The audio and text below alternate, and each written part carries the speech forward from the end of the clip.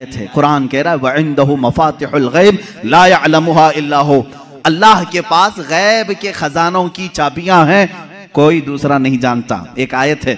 دوسری آیت جو یہ پڑھ کر کے ہمیں سناتے بھی ہیں اور سلفی اور کہتے ہیں تم رسول کو علم غیب کہتے ہو، قرآن کہہ رہا ہے قُلْ لَا أَقُولُ لَكُمْ عِنْدِي خَزَائِنُ اللَّهِ وَلَا أَعْلَمُ الْغَيْبِ، اے رسول آپ فرما دیں میرے پاس اللہ کے خزانے نہیں اور میں غیب نہیں جانتا۔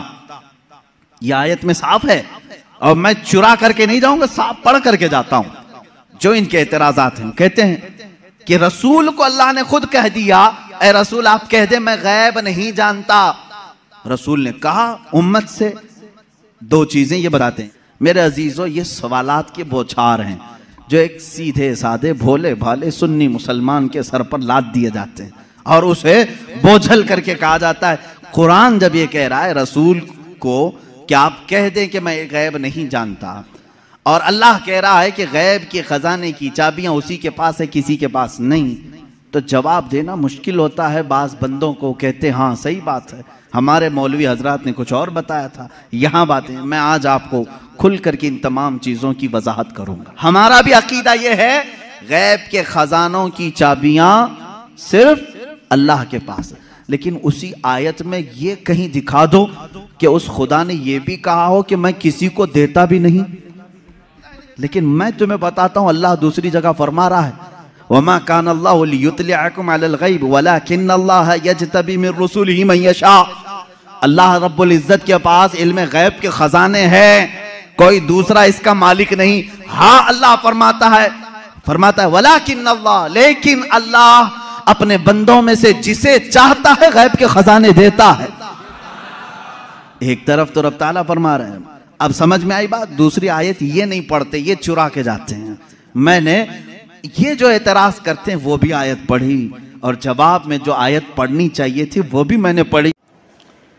مفتی سلمان اظہری صاحب، ابھی آپ نے دوسرے نمبر پر جو سورہ انعام کی 7ویں پارے کی آیت پڑھی اور کہا کہ میں چرا کر نہیں جاتا بلکہ صاف پڑھ کر جاتا ہوں، جو ان کے اعتراض ہے، اور آپ نے اس آیت کو چرا لیا، آدھی پڑھی اور آدھی چرا کے چلے گئے۔ اگر آپ اس آیت کو پوری مکمل پڑھ لیتے تو آپ نے جو جواب کے طور پر سورہ آل عمران کی آیت پڑھی وہ پڑھنے کی ضرورت ہی نہ پڑتی، کیونکہ مکمل جواب اسی آیت کے اندر موجود ہے۔ آپ سماعت فرمائیں جلال الدین قاسمی صاحب کو۔ اب نبی پاک صلی اللہ علیہ وسلم کی طرف آئیے، 7واں پارہ آپ کھولیے، سورہ الانعام۔ اللہ تبارک تعالیٰ اپنے حبیب کو خطاب کر کے کہتا ہے آپ کہو، میں نہیں، میں کہہ رہا ہوں کہ آپ کہو، کیا کہنا ہے؟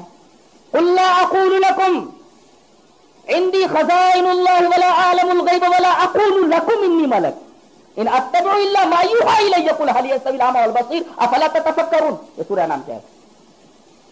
اے ہمارے حبیب آپ کہہ دیجئے، اعلان فرما دیجئے کہ میرے پاس غیب کے خزانے نہیں ہیں، میں مختار کل نہیں ہوں، جسے چاہے دوں جس سے چاہے لے لوں، یہ اختیار میرے پاس نہیں ہے۔ وَلَا أَعْلَمُ الْغَيْبَ، نہ تو میں غیب کا علم جانتا ہوں۔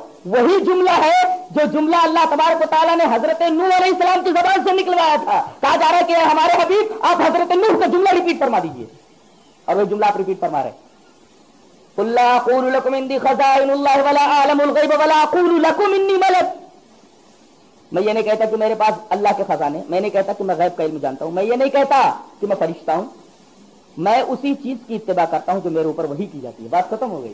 ان اتبع الا ما یوحی الی، جو بتا دیا جاتا ہے تو میں بتا دیتا ہوں، میں غیب کا علم نہیں جانتا، میں جو کچھ بتاتا ہوں وہ وحی ہوتی ہے۔ بات کتنی کلیئر ہے، کتنی صاف ہے، کتنی واضح ہے۔ ان اتبع الا ما یوحی الی، میں اسی چیز کی اتباع کرتا ہوں جو میری طرف وحی کی جاتی ہے۔ میں جو بھی باتیں تمہارے سامنے رکھتا ہوں وہ سب وحی ہوتی ہے، اپنی طرف سے میں کچھ بیان نہیں کرتا، میں عالم الغیب نہیں ہوں۔ ان اتبع الا ما یوحی الی نے پورا مسئلہ کلیئر کر کے رکھ دیا۔